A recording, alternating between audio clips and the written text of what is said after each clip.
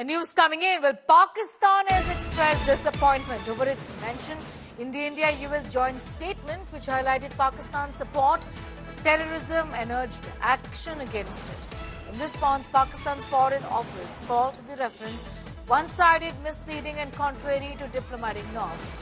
Pakistan spokesperson of the Foreign Affairs Department, Shafqat Ali Khan, in his weekly briefing said that Pakistan was surprised by the inclusion of these remarks without acknowledging its sacrifices.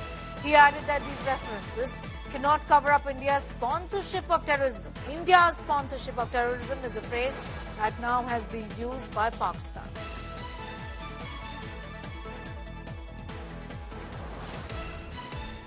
We considered the Pakistan-specific reference in the Indo-US joint statement of 13 February 2025 as one-sided, misleading, and contrary to diplomatic norms. The Prime Minister and I are announcing a framework to strengthen those ties even further economically, and the U.S.-India Compact for the 21st century is a historic initiative that will deepen every aspect of our partnership and our friendship. Starting this year, we'll be increasing military sales to India by many billions of dollars. We're also paving the way to ultimately provide India with the F-35 stealth fighters.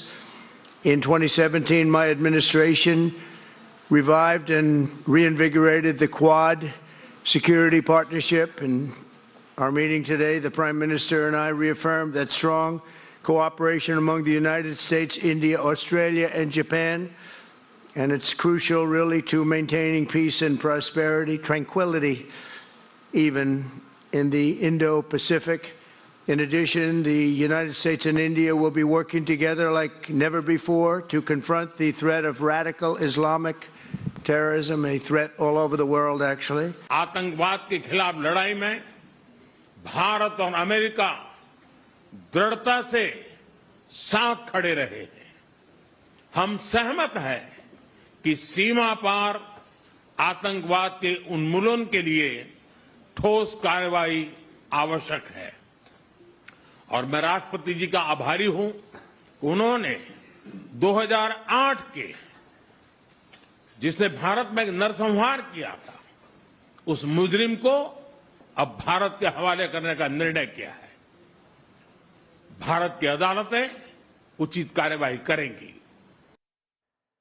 All right, I'm going straight across to Shivani Sharma for more details on that. Shivani, a laughable statement really from Pakistan saying that India has sponsored terrorism, and the fact that Pakistan suffers is a fact that has been completely ignored by both these countries. I mean, this is a very, very cornered Pakistan responding, isn't it? Sneha, see, what we are hearing from the Ministry of Foreign Affairs of Pakistan is nothing but the discomfort it's facing, because it is always exposed on every world forum.